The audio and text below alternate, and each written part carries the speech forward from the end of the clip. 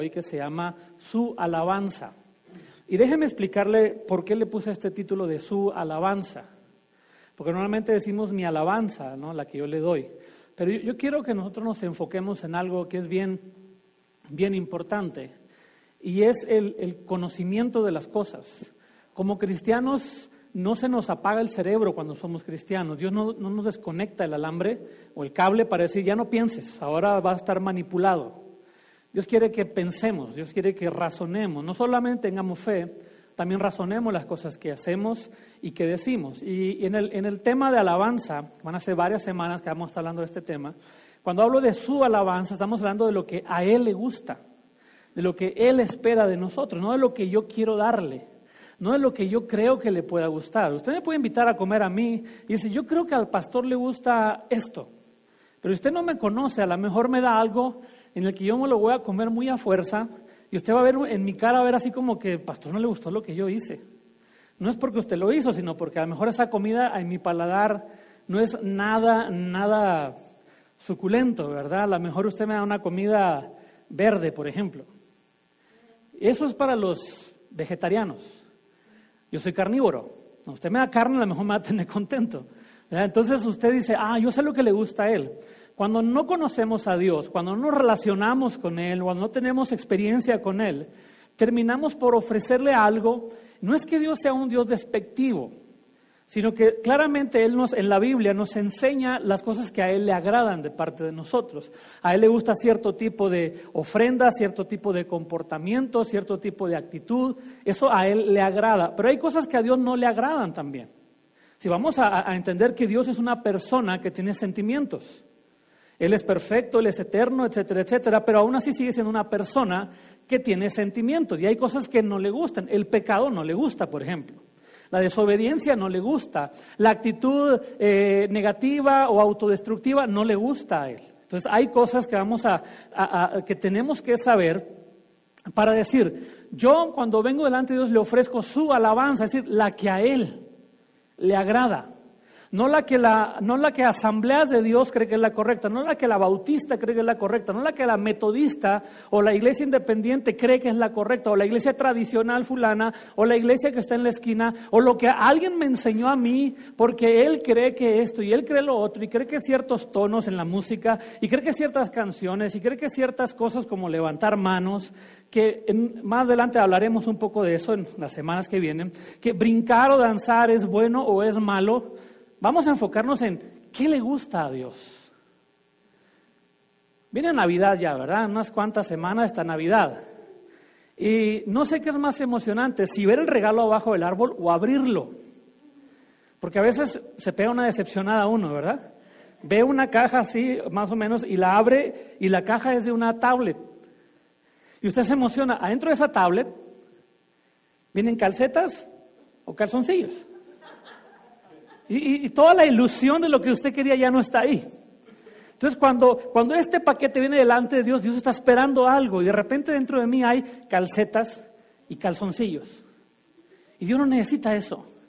Dios ya estableció lo que a Él le agrada, cómo le agrada, cuándo le agrada, etcétera, etcétera. Entonces vamos a empezar hoy en el Salmo 89, si quiere ir conmigo ahí, también va a estar aquí delante, no hay problema. Vamos a estudiar hoy el Salmo 89, casi la mitad del Salmo 89 vamos a estudiar hoy. Y vamos a ir viendo cada semana diferentes pasajes de la Biblia donde Dios nos enseña qué es lo que a Él le agrada. Cierto que Jesús le dijo a una mujer, el Padre busca adoradores que le adoren en espíritu y en verdad. Pero vamos a tratar de desarrollar ese asunto. ¿Qué es lo que a Él le gusta realmente? ¿Qué es lo que Él está buscando de parte de su creación? ¿No? La Biblia dice, los cielos cuentan la gloria de Dios, el firmamento cuenta la obra de sus manos y bla, bla, bla. Pero ¿y nosotros? Como personas que razonamos y entendemos, porque los seres animales ellos no tienen razonamiento, ellos tienen instinto. Y por ahí quizá habrá algo conectado hacia Dios porque Él los creó, son creación de Dios y a lo mejor sí el rugido del león, el canto de las aves, etcétera, etcétera, un cometa, pues sí manifiestan el poder creativo de Dios. Pero los seres humanos, los que hemos nacido de nuevo, tenemos ahora la capacidad de pensar de acuerdo a la Biblia. Entonces, el Salmo 89, que es conocido como en el que Dios hace un pacto con David. Y esta palabra pacto, vamos a verlo como una promesa de amistad o de relación. Cuando Dios pacta con nosotros, está pactando para aclarar o para mantener una firme relación con nosotros inquebrantable. Hemos escuchado quizá pacta con Dios, pacta con Dios, pacta con Dios y pídele esto y dale esto. Eso es otro asunto. Lo que vamos a hablar aquí ahora es un pacto en el que Dios se compromete a estar con nosotros. Se compromete a sostenernos, se compromete a ayudarnos, a levantarnos, a animarnos, a ser un compañero durante el resto de nuestra vida. Y en ese caminar está el tiempo para ofrecerle nuestra exaltación a Él, nuestra adoración a Él. El Salmo 89 empieza de la siguiente manera: las misericordias del Señor cantaré perpetuamente, de generación en generación haré notoria tu fidelidad con mi boca. Nótese esto, cuando hablamos de Dios, hablamos de un Dios incambiable. Él no se transforma. Mire, las modas cambian. Por otra época, yo no me tocó esa época, pero a los hombres y mujeres usaban pantalones con unas campanas gigantes, no se le veían los pies. Parecía que flotaban cuando caminaban, no se veía el pie. Usaban pantalones floreados, y no era rarito ese asunto, así era la moda, ¿verdad? Al estilo quizá de los Beatles, se vestían de los Rolling Stones. Entonces imponían ciertas modas, los peinados, grandes copetes como Elvis, y poco a poco van cambiando las modas. La música fue evolucionando, la misma iglesia fue evolucionando. Ha ido cambiando generación a generación, las cosas van cambiando, las maneras, las modas, los estilos musicales, los programas, todo va cambiando. Yo vengo de una época en la que había 7 cultos a la semana.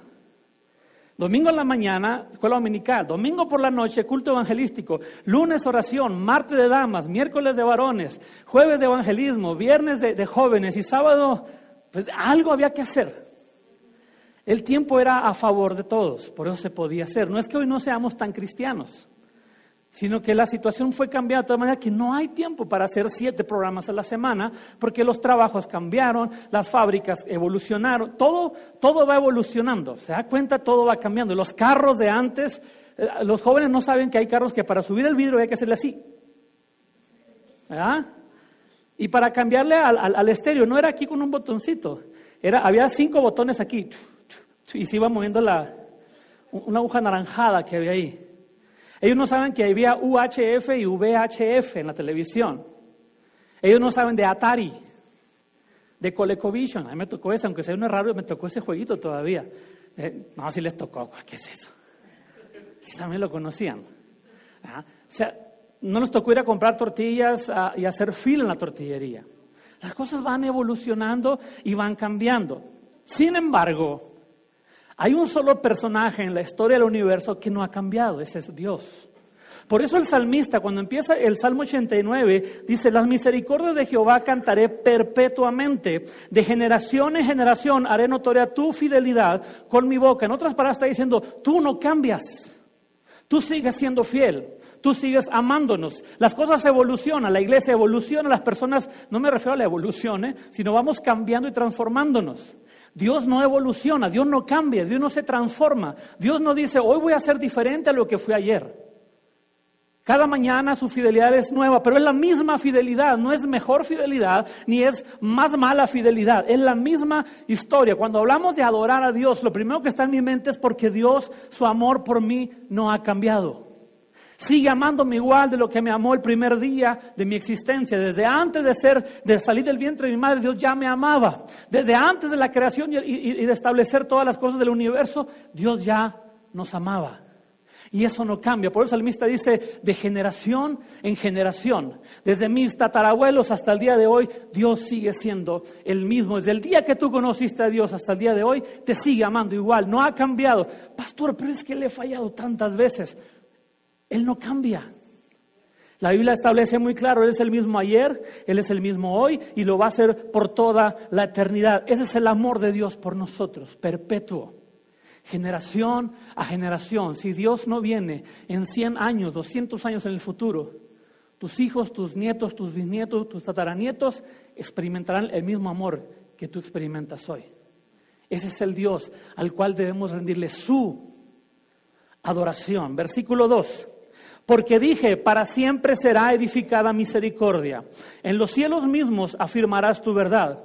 Hice pacto con mi escogido, está hablando Dios. Juré a David mi siervo diciendo, para siempre confirmaré tu descendencia y edificaré tu trono por todas las generaciones. Jesús es la causa de. Usted ha oído de la palabra causa y efecto, ¿verdad? Él es la causa. Él provoca en mí algo. Él es la causa. Cuando habla de descendencia, no está hablando solamente de los hijos biológicos y nietos biológicos. Si usted estudia la Biblia va a encontrar que en la descendencia de David aparece un personaje maravilloso llamado Jesús. Cuando habla de trono, no habla del trono terrenal de David. Habla del trono divino de Jesús. De nada me sirve a mí el trono del rey David. Ese trono al pasar los años se fue desbaratando y hoy quedó en el olvido físicamente. No habla de un castillo o de un reino físico, sino habla de un trono que será edificado para todas las generaciones, que es el trono de Jesucristo. Si vamos a ofrecer adoración, tenemos que saber a quién se la estamos ofreciendo y por qué se la estamos ofreciendo. Si Él es la causa de mi adoración, yo tengo que saber qué es lo que Él quiere. Déjeme decir algo, sin Jesús en la Biblia no sirve. Lo vuelvo a repetir, sin Jesús en la Biblia no sirve. Si Jesús no viene a la tierra, si Jesús no muere en la cruz, si Jesús no resucita, la Biblia no sirve. Es una novela más, una historia de ciertas biografías e historias de una cultura, de un pueblo llamado Israel. Jesús vino a marcar como la firma que daba autenticidad a todo lo que la Biblia dice. Sin Jesús mi adoración no funciona. Sin Jesús mi adoración es solamente metal que suena, que hace ruido, pero no sirve de nada. Cuando está escribiendo el salmista este salmo, el Salmo 89, y está hablando acerca de la causa de todo. La causa de toda nuestra adoración es Jesucristo. A través de la descendencia de David aparece Jesús. Cientos de años en el futuro aparece Jesucristo. Y Jesucristo vino a hacer clara nuestra adoración. ¿A quién tú y yo le rendimos adoración? ¿Al dinero? ¿Al trabajo? ¿A nuestro cuerpo? ¿A mis gustos? ¿O a la causa de todas las cosas en la vida, que es Jesucristo? Jesús vino a hacer algo realidad. La adoración no tenía sentido, los sacrificios no tenían sentido. Si alguien tiene calor, pueden bajarle especialmente yo que estoy abajo de esa cosa. ¿Ah?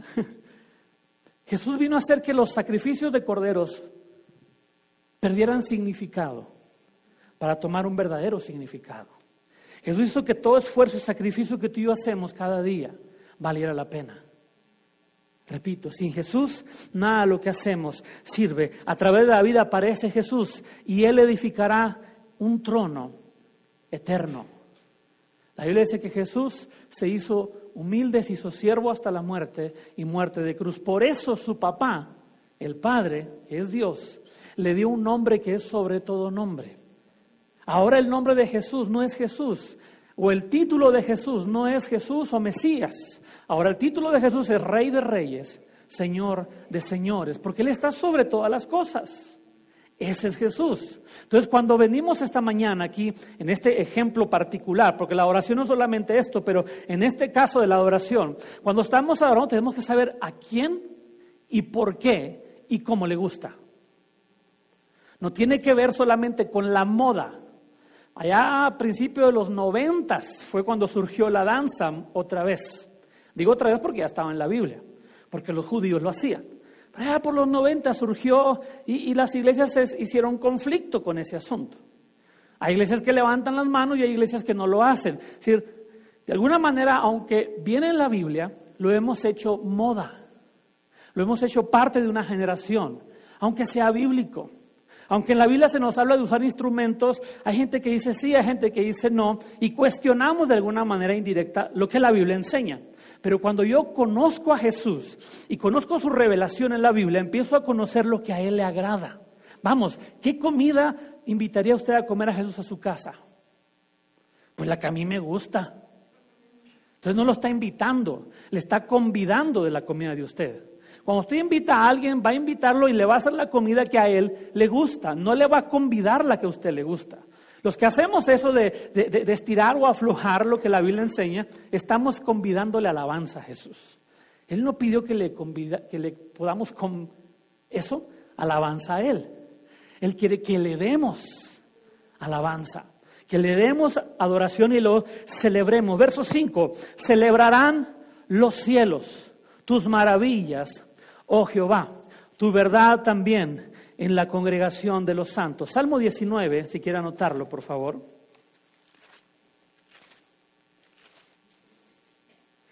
Hace un momento lo mencioné, lo voy a leer.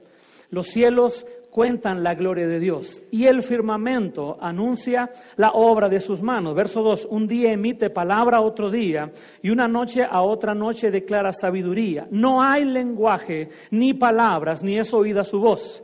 Por toda la tierra salió su voz y hasta el extremo del mundo sus palabras. Cuando vemos a nuestro alrededor en la naturaleza, estamos viendo el poder de Dios.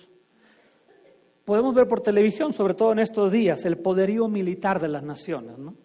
En todo el mundo. Sus aviones, sus tanques, sus misiles, sus bombas, sus ejércitos.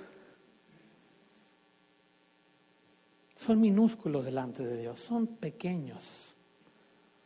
Son nada. Un solo movimiento de la mano de Dios y el mar se abre. Eso nadie lo puede hacer aquí en la tierra. El hombre puede destruir, puede matar, puede tomar gobierno sobre otro más débil, pero no es capaz de crear, no es capaz de perdonar, no es capaz de comprender, no es capaz de comunicarse como Dios lo hace. Cuando vemos a nuestro alrededor, vea usted, cuando salga ahorita, cuando se levante cada mañana, un atardecer, en pleno día, el día de más calor del año, el día de más frío del año, diga, ¿quién provoca este asunto? Lea el libro de Job. Un Job que cuestionó todo y cuando Dios le empezó a hacer preguntas, la cabeza de Job quería explotar, porque no podía contestar ninguna de las preguntas de Dios. Ese es el Dios que adoramos. Ese es el Dios que nosotros servimos en esta mañana. Volvemos a Salmo 89, versículo 5. Vean, me encanta lo que hace el verso 5, porque hace de lo grande a lo pequeño. Dice, celebrarán los cielos. Es decir, habla del universo. Y luego dice, y tu verdad en la congregación. Le voy a decir a Dios qué le impresiona más. Uno de aquí en la tierra, cuando ve quizá un cometa, uno dice, wow, ¿viste? El cometa Halley o el cometa X, no me sé ese. O ve los anillos de Saturno, si es Saturno, ¿eh? Ve los anillos de Saturno o ve el planeta fulano por un telescopio o por la televisión vemos lo increíble del fondo del mar y todo ese asunto. Y nosotros nos emocionamos, ¿no? El tamaño de una gran ballena, el rugido de un león, todas esas cosas nos emocionan o nos hace, wow, qué increíble es todo. Pero a Dios le emociona más lo que tú y yo hacemos, por pequeñito que sea. Esto es lo que a Dios le agrada. A Dios no le impresiona ver el cometa Halley. ¿Él lo hizo? ¿Usted cree que el pintor de la Mona Lisa se emociona cuando ve a la Mona Lisa? Le aseguro que le encontró un montón de defectos. Y aquí le hubiera puesto más color, le hubiera puesto sonrisa por lo menos. Él no se emociona con la Mona Lisa. O cuando el que pintó ahí en Roma, en el techo, la Capilla Sixtina, él entraba y decía, qué feo, porque nosotros somos así, todo lo que hacemos lo hacemos mal. Hacemos comida, ay, qué mala me salió, presumido, está bien rica, pero quiere hacérsela. Ay. Entraba a la Capilla Sixtina y decía, ¿qué es ese angelito? Como que no, está de más ese angelito ahí. Y empezó a buscar, y la gente que entra a la Capilla Sixtina quiere tomar foto, video, selfie, todo lo que pueda para presumir que estuvo ahí y lo vio de primera mano, todo eso. Se emocionan. Dios no. A Dios no le emociona el rugido del león o el cometa Halley o nada de la creación le emociona a Dios tanto como tú y yo. Tú y yo a Dios le hacemos que su corazón se emocione. Nosotros tocamos la sensibilidad de Dios con su adoración. Cuando le ofrecemos nuestra vida de corazón, la Biblia dice que aún Dios, cuando oye la alabanza de su pueblo, se pone de pie. Él quiere escucharnos, Él manda a callar a todos los ángeles del cielo, manda a silenciar el universo para escuchar tu voz en la regadera. Dice, ¿a poco sí? A Dios le encanta tu voz y mi voz. No los tonos, le garantizo, Él sabe de música. Pero la ofrenda que le damos del corazón a Dios le emociona.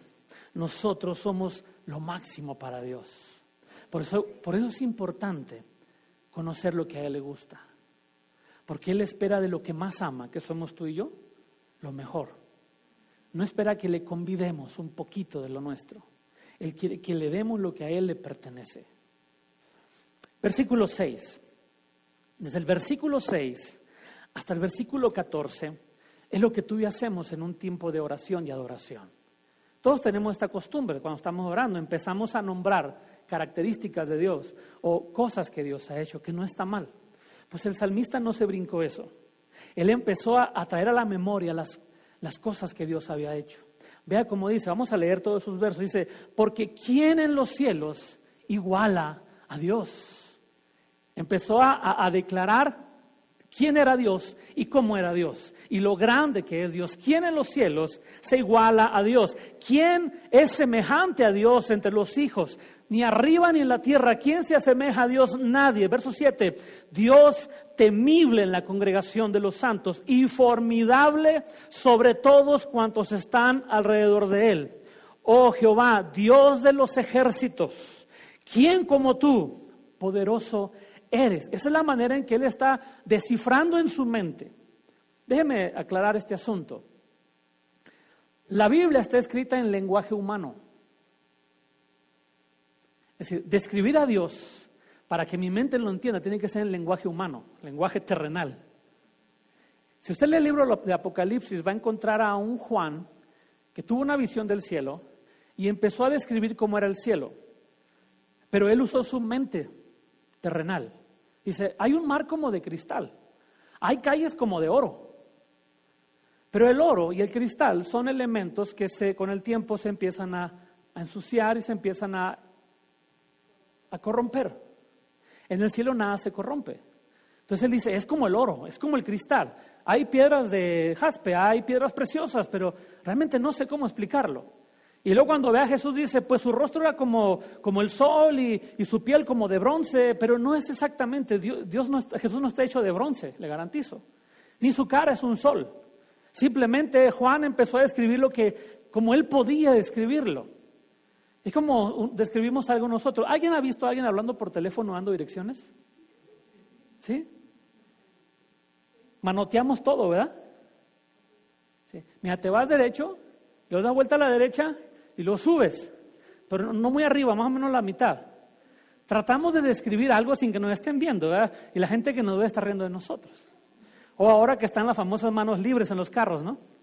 Y la gente va manoteando, dice, ¿con quién se va peleando ese hombre? ¿Una abeja o algo adentro del carro? Tratamos de describir algo. Bueno, en este caso es similar. David está tratando de describir cómo él percibe a Dios. Y sabe, cuando usted y yo empezamos a hacer eso, empezamos a entrar a una dimensión de adoración o de alabanza diferente. Porque ahora nuestra mente está activada en tratar de comprender lo maravilloso que ha sido Dios con nosotros. Sigue diciendo, verso 8. Oh Jehová, Dios de los ejércitos, ¿quién como tú? Poderoso eres, Jehová, y tu fidelidad te rodea. Tú tienes dominio sobre la braveza del mar. Cuando se levantan sus ondas, tú las sosiegas. Tú quebrantaste a Rahab como herido de muerte. Rahab no es la mujer del libro de Josué. Esta palabra Rahab en hebreo es otra palabra que simboliza maldad. No es Rahab la prostituta, es Rachab en el hebreo, que simboliza todo lo malo, todo lo que es destructivo, todo lo que es negativo. Es una figura del mal. Pues Dios quebrantó el mal. Obviamente lo sabemos, a través de Jesús vino a romper todo pecado que había en contra nuestra. Con tu brazo poderoso esparciste a tus enemigos. Tuyos son los cielos y tuya también es la tierra. Cuando hablamos de propiedad, las naciones han marcado territorio, ¿no? Las fronteras, los límites, las políticas. Hemos tratado de distribuirnos entre nosotros. Algunos se han llevado la mejor parte, otros la peor parte. Otros han conquistado naciones y se han quedado con las riquezas de esas naciones. Otros les quedó por ahí, pues algún pedacito de tierra y échenle ganas, ¿verdad? Los hombres hemos marcado divisiones, los hombres hemos marcado los territorios, los hombres hemos marcado diferencia entre nosotros, moreno, chaparro, alto, gordito, flaquito, ojos azules, ojos oscuros, bonito, feo. ¿Quién definió lo que era bonito? ¿Hollywood? ¿Las revistas? Ellos dicen lo que es bonito y lo que es feo. Y nosotros pues lo que nos caiga agarramos, ¿verdad? Pues, hay que ponerse vivo porque esta ropa no me queda, va uno a la tienda y sufre porque... Usted sabe a lo que me refiero. Pero el verso 11 dice, tuyo es todo. Dios no viene a marcar diferencias. Yo odio, y quizá el odio es malo, pero odio el concepto en las iglesias de que el hombre está por encima de la mujer. La peor estupidez que se ha inventado en las iglesias. Que la mujer no tiene derecho a ciertos cargos en la iglesia. Pues yo me rebelo. Pues no estoy de acuerdo. Y usted alguien de aquí, no, pastor, mire, si usted no puede con su mujer en su casa, no me la aviente para la iglesia. ¿Okay? Aquí las mujeres son libres también de tener el cargo que Dios les ponga en su corazón. Si hay talento, hay habilidad, hay pasión por hacerlo, hay entrega por hacerlo, la puerta está abierta para cualquier persona. Todo le pertenece a Dios. Él ha establecido todo. Es propiedad de Él. Tuyo es el cielo, tuya la tierra. El mundo, su plenitud, tú lo fundaste. Todo lo hizo Dios. Esa historia la he contado, pero me fascina porque se me hace entre chistosa y para reflexionar. Cuando la ciencia llegó a crear o a clonar o todo este asunto, fueron con Dios a hablar. Claro, esto es una fantasía, ¿no? Fueron a hablar con Dios los científicos, ¿no? Los más destacados de Harvard, de Yale, de las universidades más increíbles del mundo. Fueron a hablar con Dios y le dijo, ¿sabes qué? Hemos llegado a un nivel en el que no te necesitamos. Somos capaces de crear por nosotros mismos. Somos Dios. Y Dios dijo, ok, pues el libre albedrío a todo lo que da, está bien, no hay problema. Pero vamos haciendo, antes de que me vaya, vamos haciendo pues Dios no hace apuestas, ¿verdad? Pero vamos haciendo un jueguito. Vamos creando, ustedes y yo. Y a que le salga mejor, gana. Si yo pierdo, me voy. Ok. Bueno, pero vamos a hacerlo a la vieja escuela. No, nada de que ahí, no, a la vieja escuela, dijeron los científicos, si la tecnología nos ayuda a llegar aquí, como nada lo hacemos el ABC. Ok. Entonces Dios se agachó y agarró un puño de tierra, y luego el ser humano se agachó y agarró un puño de tierra y dice, Dios, ¿qué están haciendo? Pues agarrando tierrita. No, esa es mi tierrita. Ustedes creen en su propia tierrita, por favor. Dios es dueño de todo. Él es el dueño de la vida. La Biblia dice que ahora Jesús tiene en sus manos la llave de la vida y de la muerte. Todavía más increíble. El norte y el sur tú los creaste. El Tabor y el Hermón cantarán en tu nombre. Este Tabor y Hermón no son dos personas, son dos montes donde Israel peleó batallas que Dios le ayudó a vencer.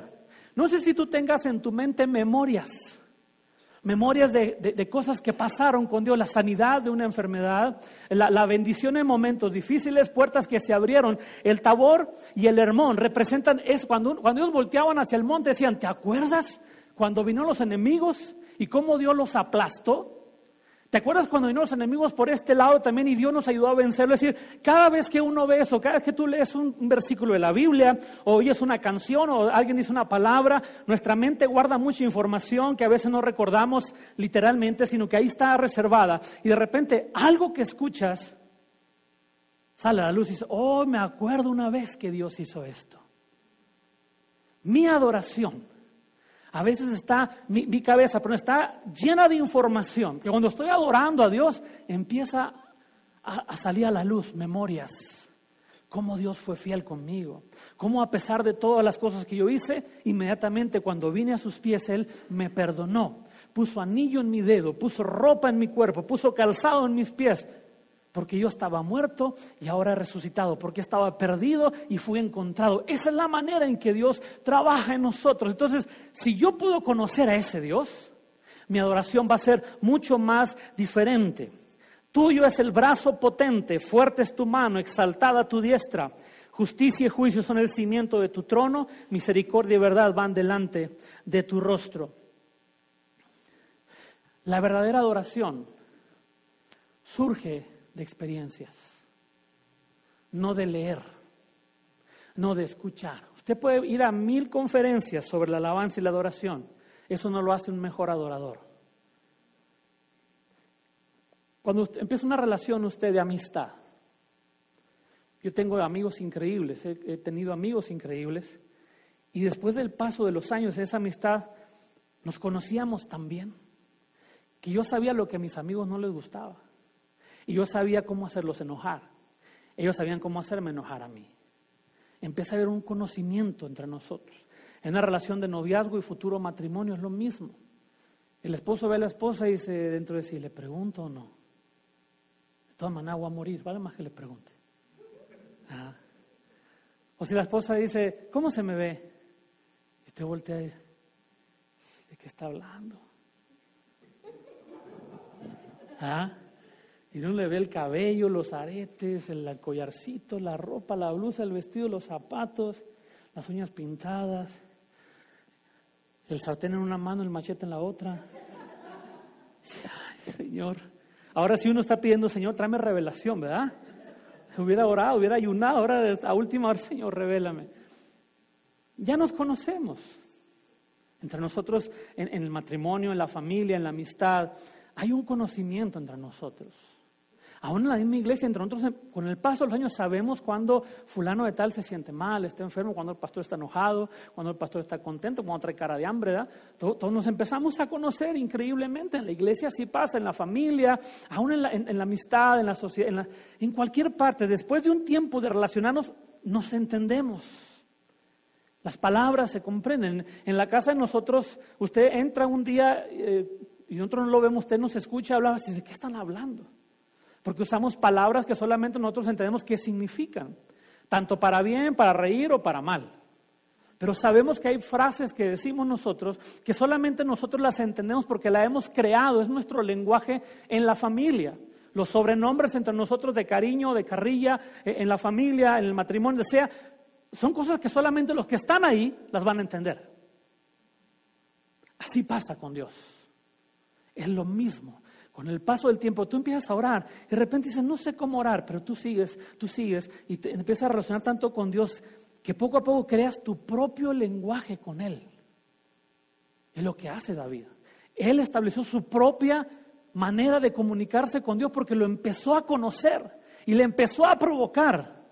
Conocía a Dios, conocía los gustos de Dios, conocía el paladar de Dios, conocía el corazón de Dios. Él sabía lo que a Dios le agradaba. La mejor adoración, la verdadera adoración, no es la que hace la iglesia pentecostal, la no pentecostal, la iglesia independiente, la bautista, metodista, asambleas. La mejor adoración es la que Él nos provoca a nosotros cuando lo conocemos. Puedes leer todos los libros del mundo de alabanza. Tu alabanza no es buena. ¿Le has cantado a Dios en la soledad? Tú tienes una canción, mi esposo y yo tenemos una canción de nosotros. Y no es cristiana, le aseguro. Yo jamás le dedicaría un himno. Imagínate. ¿Usted le dedicaría un himno a su esposa? Una llaga podrida era mi vida y tirado entre la basura. Suena medio así, medio tipo bolero, romanticón, ¿verdad? Pero no le dedicaría eso. Igual con Dios. Dios empezamos a adorarlo y de repente le cantamos la canción nuestra, la canción el cántico nuevo. Es lo que dice aquí, del verso 6 al verso 14, David está hablando de lo que él en su corazón tiene acerca de Dios. No lo que alguien le platicó, David experimentó a Dios. Verso 15, vamos al final ya. Verso 15. Dice, bienaventurado el pueblo, ¿qué dice después? Ahí está el asunto. Bienaventurado el pueblo que sabe, que conoce, que ha razonado la adoración, que ha comprendido el significado de adoración. Bienaventurado el pueblo que sabe aclamar a Dios. La gran bendición que tú y yo vamos a recibir de Dios viene cuando lo entendemos a Él. Mi mente es incapaz de encerrar a Dios y comprender a Dios, pero lo puedo conocer y puedo saber lo que a Él le gusta. Bienaventurado el pueblo que sabe aclamarte, Queremos ser una iglesia bendecida, queremos ser una iglesia donde Dios se mueve y hay avivamiento y hay un despertar espiritual. Vamos conociéndolo, vamos escuchándolo a Él. Vamos viviendo según lo que la Biblia dice, no lo que la iglesia dijo. Es que en la radio dijeron esto, es que en la tele fulano dijo esto. Bueno, si está en la Biblia, adelante. Pero es que alguien dice que Dios le dio una nueva versión de la Biblia, que alguien le dio una nueva revelación de algo y vienen y nos apantallan y eso es lo más emocionante, es una moda. Va a pasar. El cielo y la tierra van a pasar, todo terminará, pero su palabra no cambia. Él no cambia. Vamos a conocer a Dios a través de lo que Él nos ha dejado por escrito. Bienaventurado, bendecido el pueblo que sabe adorar, que sabe celebrar a Jesús. Andará, oh Jehová, a la luz de tu rostro. ¿A cuántos de aquí le da miedo la oscuridad? ¡Qué valientes! No hay nada más doloroso que caminar en la oscuridad, ¿verdad? Y pasar cerquita de un sillón y pegarse en el dedo chiquito del pie. A mí me da miedo la oscuridad por eso. La Biblia dice que fuimos rescatados de tinieblas a luz admirable. Cuando el pueblo de Dios, cuando tú, tu hogar, tu familia, tú mismo conoces a Dios y tu adoración es la que Él espera de ti. No es una adoración perfecta. Tu oración a veces solo tú la entiendes. Tienes tus tiempos para hacerlo. No está establecido una manera exclusiva de hacerlo porque alguien más lo hace así. Unos se hincan, otros caminan, otros lo hacen haciendo ejercicio, otros se acuestan y lo hacen, adoran a Dios, otros en la iglesia. No estamos hablando ahorita de las formas, sino de aquello que está en nuestro corazón porque lo hemos conocido, porque lo hemos experimentado. Ese tipo de personas son alegres, son gente optimista, no positivista en el sentido filosófico o ideológico, sino en el sentido de fe. Tienen esperanza. Porque mira lo que dice la Biblia. En tu nombre se alegrará todo el día. ¿Tú y yo no lloramos? Sí lloramos. ¿Tú y yo no estamos tristes? Sí. Pero la tristeza no gobierna mi corazón. Estoy triste por momentos. Una mala noticia. Semana pasada, la noticia del fallecimiento del tío de mi esposa. De repente uno no se espera eso. No estaba en el script. No estaba en el guión del día. Y llega esa noticia y te golpea. Pero no gobierna tu corazón. Jesús estuvo triste varias veces y lloró de tristeza. Pero jamás se dejó gobernar por la tristeza. Él nos enseña. Y cuando entramos a esa dimensión de conocerlo a Él y de adorarlo, podemos estar alegres. No hay nada más maravilloso que viajar con una persona alegre. No hay nada más deprimente que pasar 15 segundos con una persona amargada. Es lo peor del mundo. Es lo más triste, es lo más desagradable. Denme a comer lechuga mejor. ¿Sí? Prefiero morir comiendo legumbres que pasar mi vida caminando o viajar al lado de una persona en total amargura y tristeza. Pero aquellas personas que hemos conocido a Jesús, no tenemos excusas. En tu nombre nos alegraremos todo el día y en tu justicia seremos enaltecidos, porque tú eres la gloria de la potencia y por tu buena voluntad acrecentarás nuestro poder, porque Jehová es nuestro escudo. Dime tú, ¿a qué le tienes miedo? Dime tú, ¿cuál es la cosa que más te roba la paz? Dime tú, ¿dónde está la tristeza en tu hogar? Déjame decir esta mañana, yo quiero recordarte lo que la Biblia dice. Él es tu escudo. Aquí esta generación moderna, enamorados de Capitán América con su escudito, ¿eh? Tin, tin, tin, y todo. Tin, tin, tin, tin. Es un escudito de fantasía. Ese escudito no libra de una desintegración familiar. Ese escudito no libra de las drogas a un joven, de un embarazo no deseado a una señorita. Ese escudo no te libra de la amargura y la tristeza, de heridas en el corazón. Pero la Biblia habla de un escudo, no del escudo de Dios, no del escudo que Él tiene guardado en su oficina. Ahí le dice, Él se pone delante de ti para protegerte. Cuando viene el enemigo a querer golpear tu corazón, cuando el enemigo viene a querer robarte la paz, cuando el enemigo viene a destruir tu familia, Dios se para entre Él y tú. Y le dice, ¿qué? A ver, escúchale.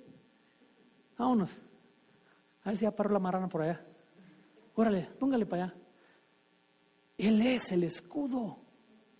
Entonces, ¿por qué mi adoración o la adoración que le ofrezco a Dios siempre es una adoración pobre, mezquina, sin ánimo, sin ganas? No me refiero a la de aquí en la iglesia. Cualquier tiempo en el que yo me acerco a Dios, siempre o en ocasiones es una adoración triste. Como que le estamos a cuentagotas dándole. Y mira cómo termina el verso 18. Ahí terminamos esta mañana. Él es nuestro escudo y nuestro Rey. Él es el Santo de Israel. Cuando tú y yo ofrezcamos adoración a Jesús, tenemos que saber a quién y cómo le gusta. El Salmo 89 es un pacto de Dios con David. Él hizo un pacto: voy a cuidar tus generaciones, voy a mantenerte firme, le dice Dios a David. Porque hay una promesa de años atrás dada a Abraham. David se atravesó en el camino de la descendencia. Entre Abraham y Jesús estaba David también. No es el reino de David. Póngase de pie. Jesús viene caminando con los discípulos. Libro de los Hechos. Y le dice uno a los discípulos: Señor, ¿restaurarás el reino de Israel? Vean la visión tan pobre de los discípulos. Ellos estaban preocupados por el terreno, ¿no? Israel bajo Roma, etcétera, etcétera. Estaban bien mortificadotes. Señor, otra vez vamos a librarnos de Roma y de todo este asunto. Y Dios les dice: ni se preocupen por eso. Literalmente les dice, o lo que dice la Biblia es: no os toca a vosotros ese asunto. Ustedes preocúpense por ser testigos. Usted no le preocupe lo que el gobierno dice. No se moleste mucho por lo que futuros candidatos o futuras naciones opinarán. Si usted y yo nos concentramos en Dios, podemos estar alegres. Hay una historia maravillosa de un misionero en China, en la China comunista, años 50 quizá. Era un misionero de la misma nación, fue llevado preso por predicar. Y a él lo pusieron a trabajar en un área donde en aquellos tiempos el drenaje era un canal y se tapaba con toda la basura y porquería que hacían en los baños. Entonces su trabajo era quitar todo. Pero a él lo ponían a trabajar de cierta hora a cierta hora para que no alcanzara las regaderas y bañarse. Lo hacían intencionalmente. Si él se llenaba de la porquería, los desechos humanos, y cuando él terminaba le decían: ya están cerrados los baños, no te puedes bañar. Entonces lo echaban a su celda, y en las noches oían ruido los soldados, los policías, y llegaban a verlo y lo veían adorando a Dios. Y eso les molestaba mucho. Entonces decidieron hacerle daño y le cortaron la lengua. Y se pusieron bien contentos: ya lo callamos por fin. Y a las semanas que ya curó su lengua, lo fueron a ver, y una noche no oían ruido y decían: ya lo hemos vencido. Y cuando fueron a verlo, el hombre estaba hincado con sus manos al cielo. Ya no hacía ruido porque no podía cantar. Y los policías se quebraron en su corazón. Se sintieron mal. El testimonio de este hombre hizo que muchos de estos policías malos se entregaran a Jesús. Cuando este hombre sale de prisión, muchísimos años después, su esposa ya había muerto, hijos habían muerto, pero afuera lo esperaban personas que le dijeron: por lo que tú hiciste ahí adentro, aquí afuera hay una mega iglesia de gente que escuchó tu historia y se entregaron a Jesús. Este hombre conocía a Jesús.